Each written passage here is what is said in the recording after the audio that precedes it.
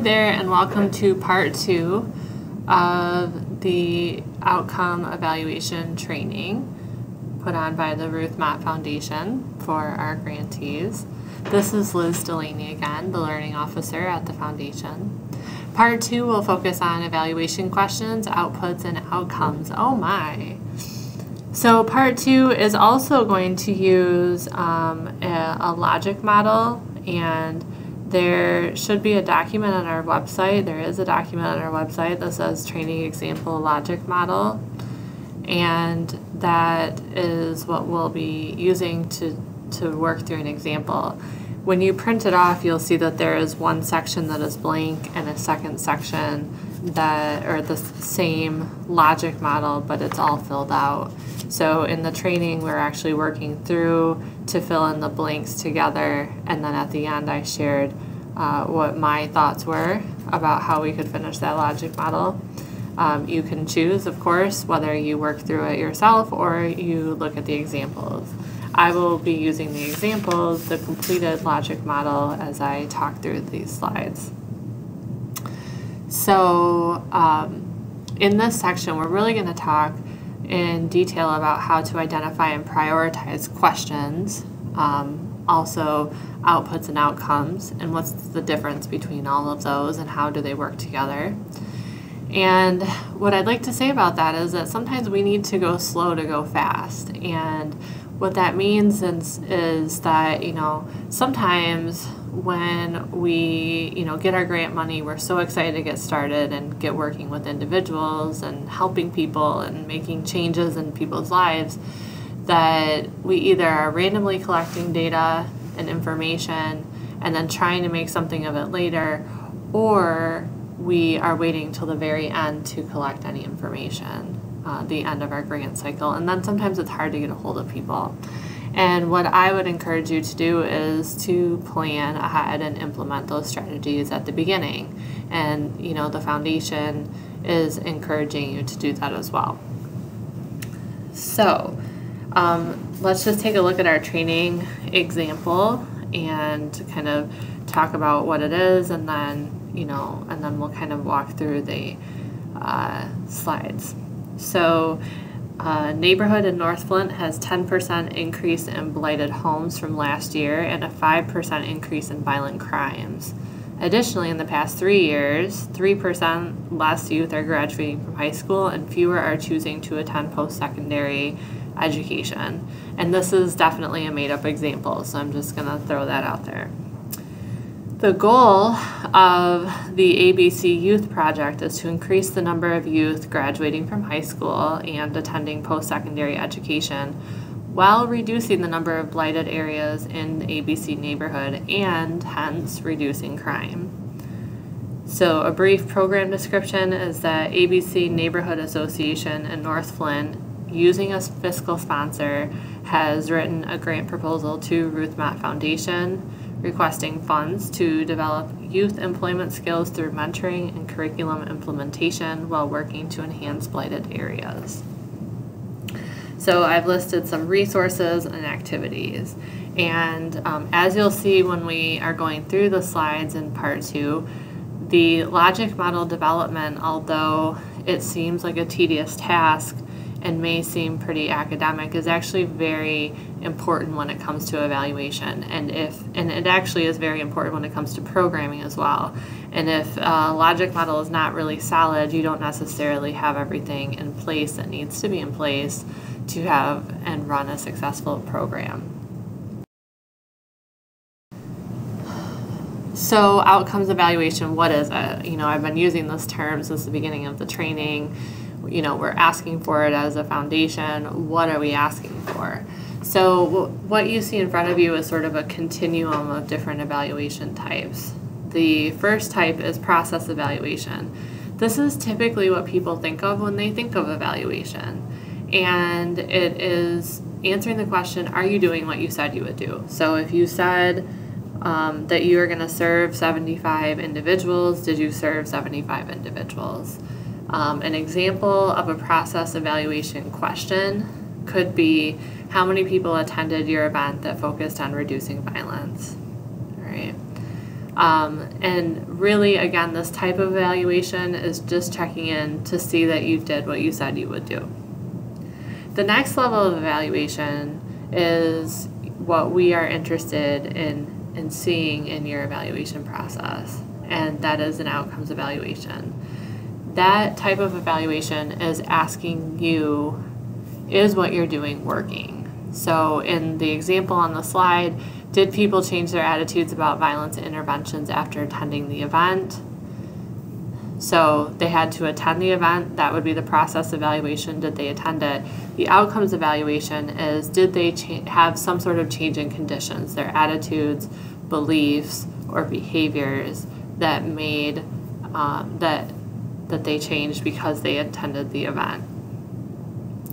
More evaluations from more foundations are moving to this type of evaluation. An impact evaluation is the next level of evaluation, and that's really an extension of the outcomes evaluation, where it's a longer term, wider scope type evaluation. And so an impact evaluation with the crime example would be, has crime decreased in the neighborhood after you've had a variety of events and interventions that were focused on violence. The Ruth Mott Foundation is actually doing more of an impact evaluation, where we are looking at all of North Flint, not just specific areas of North Flint, and we are looking across our 4 priority areas to see if we're making a difference in North Flint. So both process and outcome evaluations are going to highlight the effectiveness of your organization. All 3 of these types of evaluations are useful and important, and actually generally most really robust evaluations are going to include aspects from all 3 of these pieces. We as a foundation would expect to see not only process evaluation, knowing what has happened as far as what you said you would do activity-wise and whether you've done it, but also what happened because of the activities you've done. And if we've had a longer term funding of your grant, then an impact evaluation may also be important. So this time I'm going to have the participants think about what type of evaluation they've been doing in their organization and how do they know they've been doing that.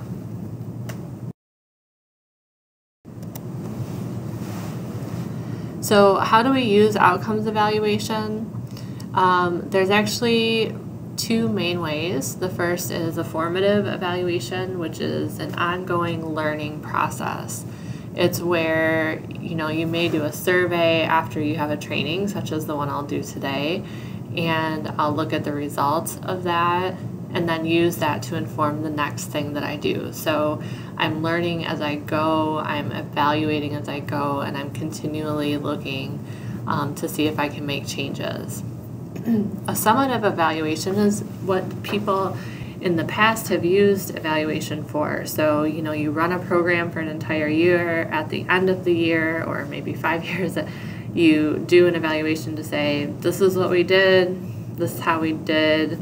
You write this report, and that report may go sit in some pile and may never be used again. That would be a summative evaluation. You can still learn from summative evaluations if you read them and process them, but then the summative evaluation sort of turns into a formative evaluation. But if you're just using an evaluation to say, we scored an A in this area, then that's a summative evaluation. If you're using it to say, we scored an A, but there were some areas where we could improve on, and these are the changes we're going to make, then that's more of a formative evaluation. Our foundation is most interested in you using formative evaluation. We want you to continuously track, improve, report, and integrate learning into your work. And if you're only using evaluations to report to funders at the end of your cycle, you're actually doing a lot of work for not much benefit. And so we really want the evaluation process that you're using to be very useful to yourself and your staff. All right, so here's our logic model discussion, and this is just supposed to be a little bit of a refresher on logic models and how they are used for outcome evaluation. So I have resources, activities, outputs, outcomes, and impact listed, which is similar to what we require for our grant proposal process. So under resources, you obviously are listing the different types of things that need to be that you need to have in order to accomplish your tasks. Activities, you're going to list the different processes that need to be in place for your program to take off. Outputs are actually reporting on the activities, so whether you've done what you said you were going to do and having a way to measure that. Outcomes are actually listing, what is happening because you did all of those things, and then impact again is longer term, broader scope of the outcomes. And so it might be a wider geography, it might be a longer term goal. Maybe you're working with youth and you want to get their grades up, and then your impact may be to have higher graduation rates in that particular area. What I like about this visual is it actually shows us quite a few different things. If you have a really solid logic model, you're actually able to very clearly figure out what measurements you should be looking at across the continuum of your logic model. So every single thing that's listed in your logic model is something that should be measurable in some way, shape, or form. The other thing that you can see is that the green boxes are, program implementation information. So what needs to be in place in order for the program to be implemented. And then the purple boxes are program results, what happens once you implement those items. The third thing is that those first three columns, resources, activities, and outputs, are really what is encompassed in a process evaluation. So the type of evaluation that most people are used to doing. An outcomes evaluation is going to really include that outcomes column, but should also include everything that comes before it, that process evaluation. And then the impact evaluation is going to include the whole continuum, the whole logic model. And so, if we look at our example, we have some resources listed as far as partnerships, and again, this is the training example document, partnerships with different organizations, probably other community organizations, funding for a variety of items.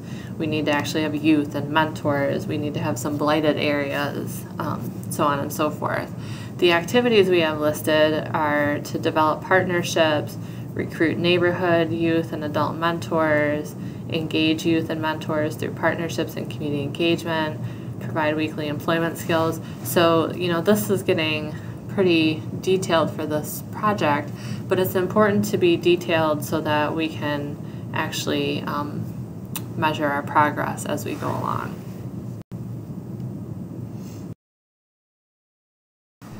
So why do we ever write evaluation questions? Why don't we just, do our logic model and be gone? Well, part of it is that sometimes we have a hard time writing a logic model. Maybe we have a variety of different programs within our organization and we're having trouble narrowing down, how one program is going to function. So sometimes the outcomes evaluation questions can actually help narrow our evaluation focus. So, maybe we have our whole logic model done and we're not necessarily sure where we want to measure. And so maybe this helps us narrow it, especially if we have limited resources to do so. Also, it helps us identify the best methodology. So the type of evaluation question that you ask determines what type of evaluation you're doing, which then also helps us figure out what type of methodology to use. A lot of times it helps you clarify the population that you're going to work with.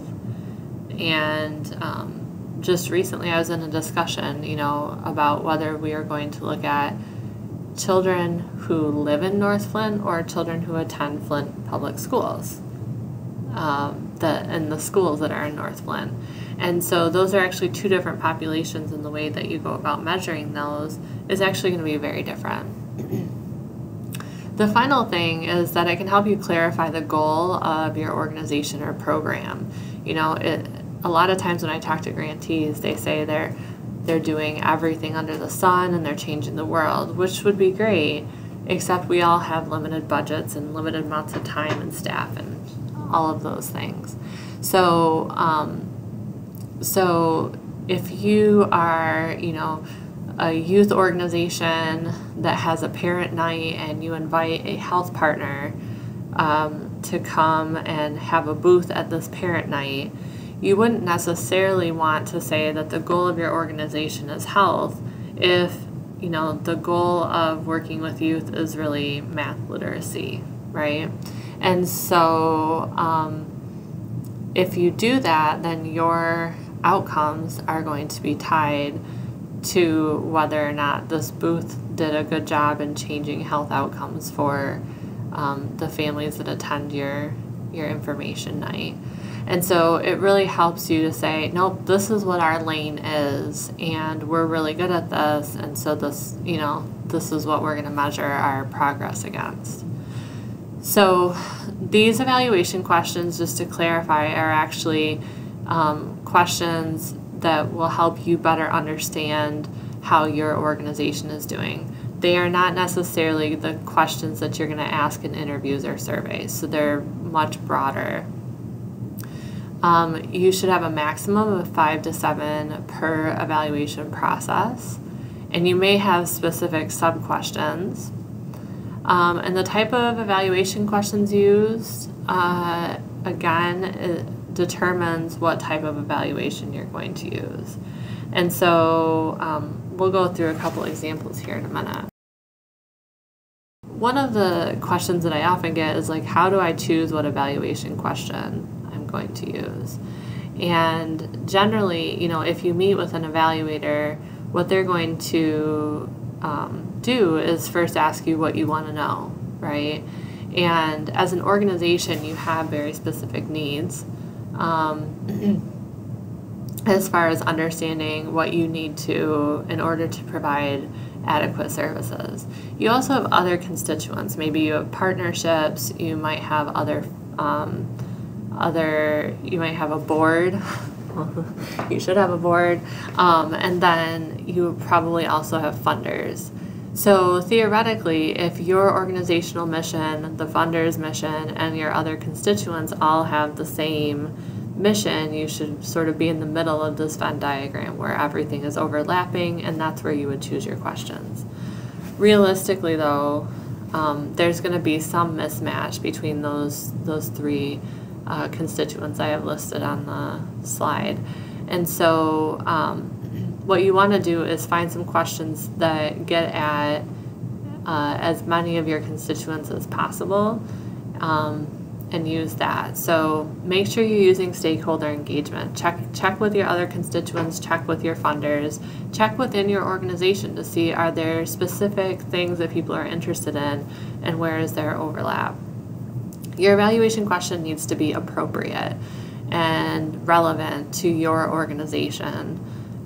So if you're asking an evaluation question that only gets at what one neighborhood association needs, and they're one of your 20 different constituents, that question may not be broad enough for you to ask for your organization. The question also needs to be feasible for your organization to use to actually implement the work that you're doing. And so it has to be something that you can actually measure, and I'm hoping that I can help you with that as we go through this. Here I have a few different types of evaluation questions, as well as the evaluation type. So, process evaluation questions again, how is the program implemented? Has it been appropriately implemented compared to other processes or other successful programs? And are we reaching the participants who need this program? So, basic questions about programming. Next level is, the outcome evaluation, and that's how well did the program work? Did the program produce the intended outcomes, and for whom? And then impact is, to what extent can you contribute the changes that you've experienced to the program, and what has made the most difference?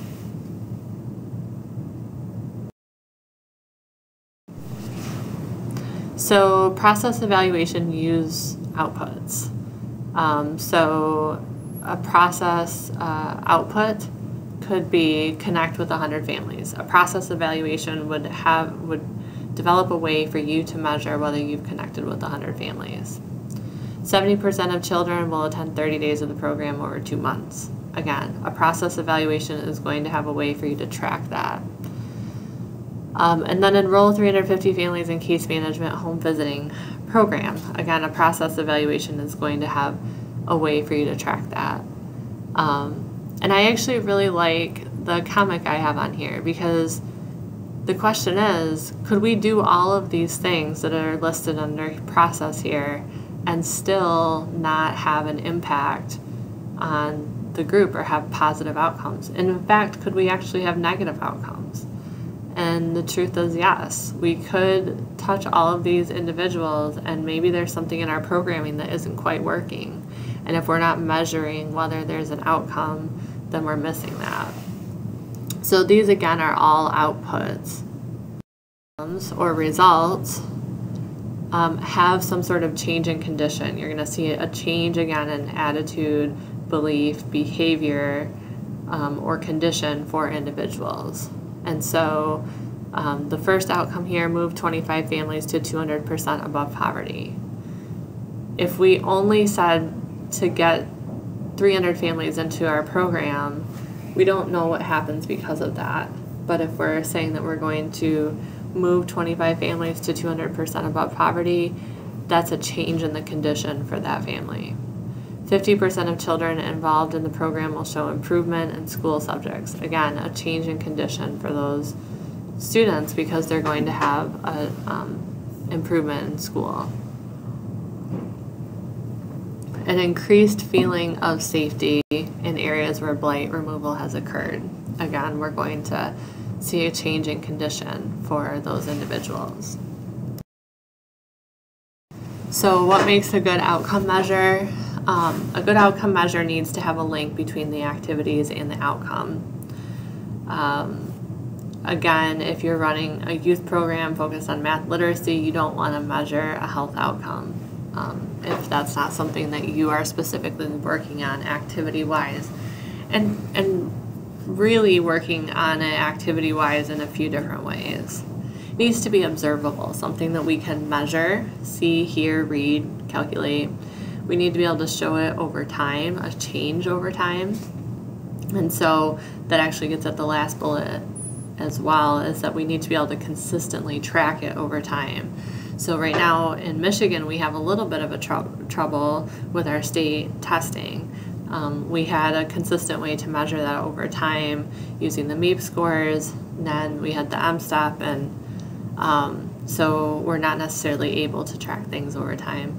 And then it has to be relevant, valid, and credible. And sometimes, we'll talk about this when we get to the survey information, sometimes, if you're writing your own surveys and not necessarily using surveys that have been tested and reliable before, it is possible that you are not getting valid or credible information. So at this point, there's actually an activity where we have different outcomes and outputs listed, and I'm asking the participants to actually work on separating those two into two different piles. All right, and then Before we work on this activity, I would like you to try to write down some outputs and short-term outcomes for the logic model information, and then you can kind of take a look at what type of answers we came up with here at the foundation. And then you can also start writing down some output and outcome outputs and outcomes for your particular organization and the work that you do. That's it for part 2, and I will see you in part 3 in a little bit. Bye-bye.